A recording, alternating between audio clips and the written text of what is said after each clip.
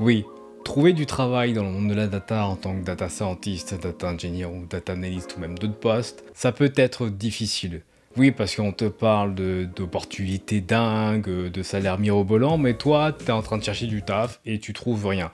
Ou en tout cas, on ne te rappelle pas. C'est Willis pour Data From Scratch et là, je vais te donner plein d'astuces justement pour pouvoir dénicher le taf de tes rêves. Mais avant tout ça, je vais te demander les 4 actions habituelles, c'est-à-dire mets-moi un maximum de likes, abonne-toi, partage la vidéo, puis surtout mon cadeau gratuit.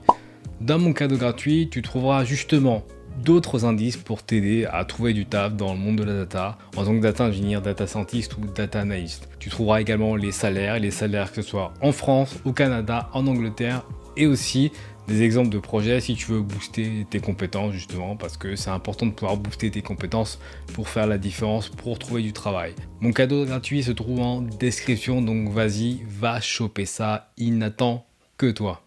Donc oui, il n'est pas simple de trouver du travail finalement en tant que data analyst, data scientist ou data engineer, surtout quand tu sors d'un bootcamp ou des études ou même quand tu es autodidacte. Oui, parce que comme je le disais en introduction, on te fait miroboler des salaires de dingue, on parle d'opportunités de dingue, tout le temps, ce genre de métier, c'est des métiers à rechercher, en tout cas les recruteurs cherche à recruter un maximum de personnes, mais toi, étrangement, on ne te rappelle pas. Et je vais te dire justement pourquoi. Déjà, les métiers de la data, en grande partie, c'est de l'informatique. Et déjà, en informatique, il est jamais simple de trouver du travail. Pas parce que c'est si difficile que ça, mais parce que souvent, c'est des métiers complexes et que la compréhension côté recruteur / entreprise et la compréhension du côté des développeurs, donc data engineer, data scientist et data analyst, peuvent être différentes en fonction des postes. Donc, tu vois, un poste de data engineer dans une entreprise est différente dans une entreprise d'une autre entreprise. Pareil pour ce qui est du métier de data scientist et data analyst. Donc tu vas te retrouver avec vraiment de très nombreuses réalités pour un même poste et donc toi ça peut te perdre. Et ça c'est assez classique en informatique. Donc je tenais déjà à te dire ça. Et pour moi-même, j'ai déjà recruté des gens quand je travaillais dans d'autres entreprises et aussi il y avait peut-être souvent une incompréhension du besoin de l'entreprise. Donc de mes équipes pour recruter les meilleurs talents. Donc tu vois, il peut y avoir un mismatch entre le besoin de l'entreprise, la compréhension que l'entreprise a du poste et toi en tant que candidat, ce que tu peux décrocher au bout du compte. Donc voilà, c'est pour ça que je tenais déjà de faire ce petit interlude, ce petit prélude parce que franchement, il faut que tu comprennes que c'est un peu flou pour tout le monde, ces métiers, c'est des métiers qui sont nouveaux, qui ont à peu près 10 ans voire moins, donc t'inquiète, c'est normal de galérer. Ceci dit, on va rentrer dans le concret. On va rentrer dans le concret avec quelques astuces dès maintenant. Donc le premier point, c'est ne t'arrête pas au titre du poste quand tu postules. Ce que je veux dire par là, c'est que tu cherches un travail de data engineer et que tu trouves un poste de développeur BI, mais que la substance du poste correspond aux tâches de data engineer, postule. Parce qu'au final, pour le titre de data engineer, il y a beaucoup de synonymes. Développeur BI, développeur ETL, bref, il y a plein de choses qui composent le mot, finalement qui est un mot général du terme de data engineer. C'est pareil pour les data analysts et data scientists, souvent c'est des mots valises qui comprennent en fait sous leur parapluie de mots, plein de types de spécialités, en tout cas plein de types de synonymes en termes de postes. Donc vraiment, target assez large pour pouvoir justement, finalement, pouvoir rentrer dans le dur et rentrer sur le marché du travail, c'est super important. Deuxième point, c'est booste des compétences. Donc, identifie des compétences qui te manquent et développe-les. Typiquement, tu es data scientist, ça serait peut-être intéressant que tu boostes tes compétences en apprenant un autre langage de programmation ou en apprenant une autre technologie, un nouveau framework, un nouveau framework de machine learning en tout cas. N'hésite pas à booster tes compétences et en faire un projet personnel et créer un blog à partir de cette compétence que tu as développée. Donc tu apprends une compétence, tu fais un mini projet et ensuite tu en écris un blog ou tu fais une vidéo YouTube. Ça va t'aider à te faire repérer parce que oui, il nous manque finalement toujours un peu des compétences parce que c'est des milieux qui avancent très vite. Donc en tant que data scientist, data engineer ou data analyst, c'est la même chose. T'es data engineer, tu vas apprendre une nouvelle technologie. N'hésite pas et fonce.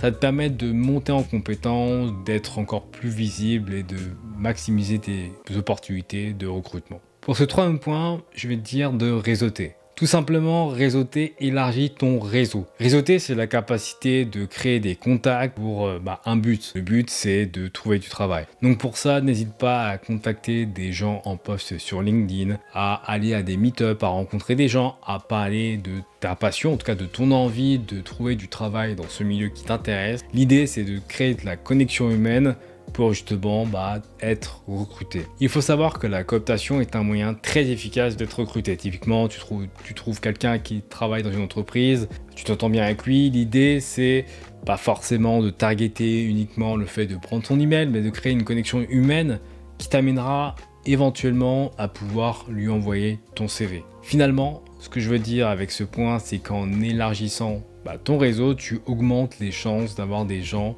qui ont des entrées dans certaines entreprises qui t'intéressent. Et ça, c'est très important.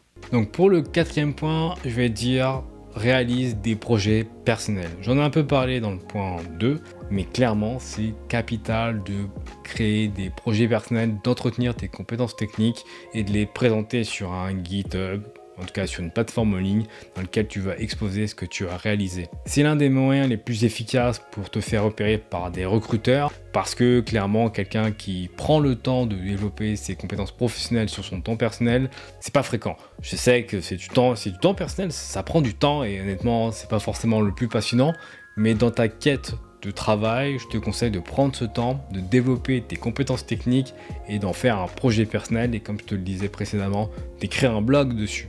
Écris-le en français, en anglais, en allemand, bref, en langue que tu veux, mais fais-le. C'est vraiment le conseil que je te donnerai.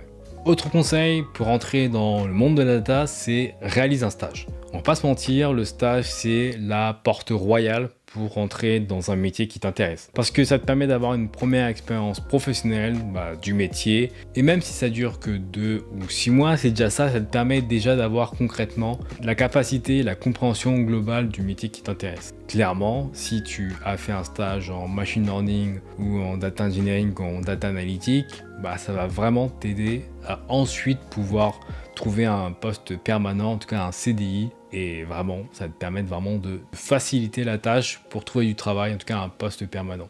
Autre point, c'est travaille ton anglais. Oui, on va pas se mentir, l'informatique, c'est en grande partie en anglais. 95% des livres que je lis et qui sont sur le marché concernant l'informatique et ces nouvelles technologies concernant la data sont en anglais. Donc, inévitablement, tu trouveras de l'anglais. Donc, le fait d'être capable de lire de l'anglais et de le parler, d'échanger, de communiquer avec fera la différence. Surtout si tu es dans un pays francophone, peut-être que les gens sont mal à l'aise de parler en anglais, souvent dans les entreprises en français.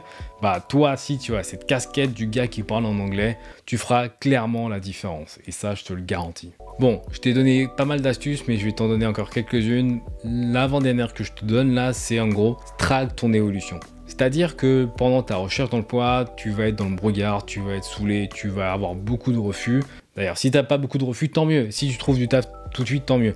Mais si tu as beaucoup de refus, n'hésite pas à noter le nombre d'entretiens que tu réalises, les entreprises que tu as targetées, le type de poste que tu as réalisé. Bref, traque ton évolution. Ça te permet de prendre du recul sur ce que tu as réalisé. Et crois-moi, trouver du travail, c'est une des choses les plus drainantes émotionnellement.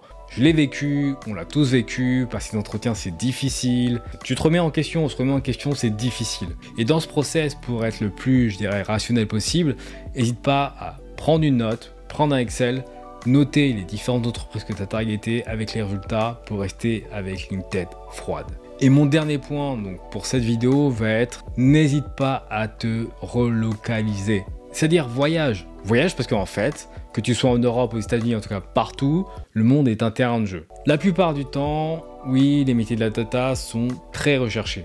Mais il y a des pays où c'est encore plus recherché que d'autres. J'ai fait une vidéo sur le Canada il n'y a pas longtemps, mais crois-moi que Canada, États-Unis, Angleterre, en tout cas plein de pays sont en manque de main-d'œuvre dans ces métiers.